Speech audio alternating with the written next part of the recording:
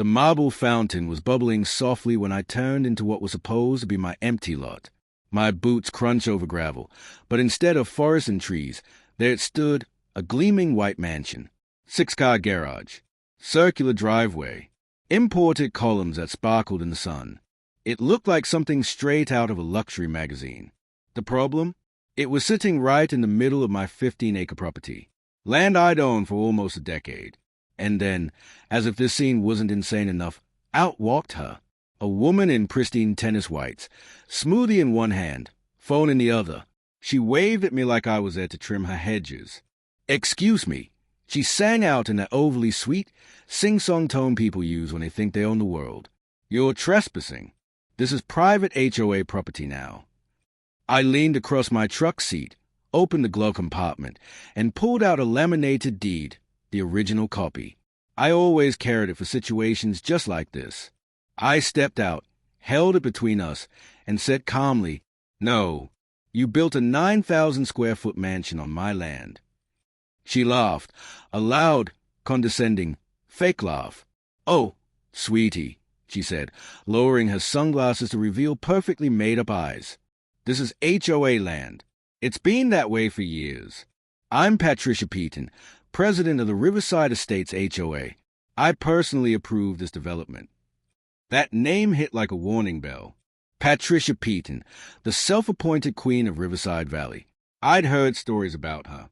The woman fined neighbors for uneven shutters and banned vegetable gardens because they didn't fit the aesthetic. She literally carried a ruler to measure grass height. But her latest stunt? It made every petty HOA rule look like child's play. See, I'm Daniel Morrison, a real estate attorney. I bought this wooded property years ago, specifically because it was outside city limits and free from any HOA. I'd surveyed the land twice, filed every document, and kept the records airtight. But Patricia decided my property looked like a perfect expansion zone for her luxury neighborhood.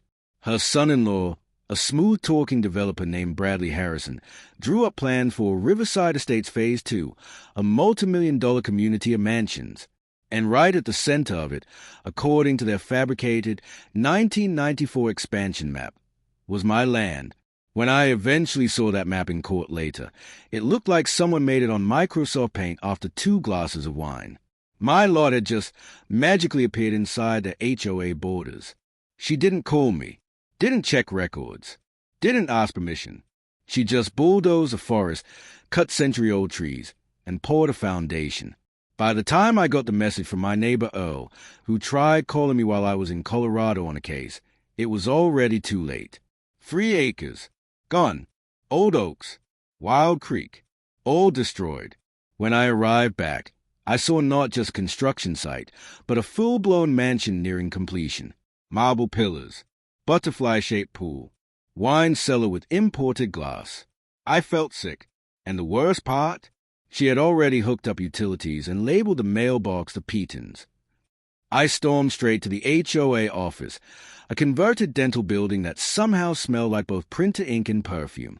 Patricia was sitting behind a desk piled high with violation notices, sipping coffee like she ruled the world. "Mr. Morrison," she said coolly, without looking up, "I heard you're back. I trust you've seen the improvements we made to that abandoned lot." "My lot?" I said flatly, dropping my deed on her desk. She barely glanced at it. "We're asserting historical community rights under continuous use," she said, clearly parroting legal jargon she didn't understand. "Patricia," I said, lowering my voice, "you've built on private property without permission.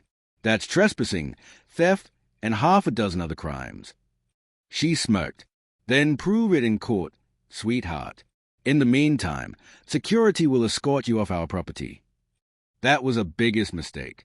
Within 48 hours, I called my old law partner, Sarah Chen, one of the sharpest attorneys in the state. We dug up every county record. The verdict?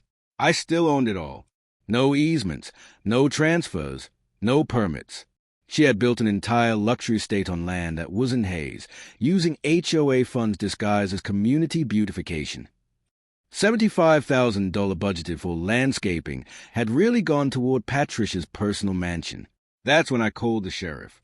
Deputy Martinez met me at the gate. He took one look at my deed, then at the private guards blocking my own driveway.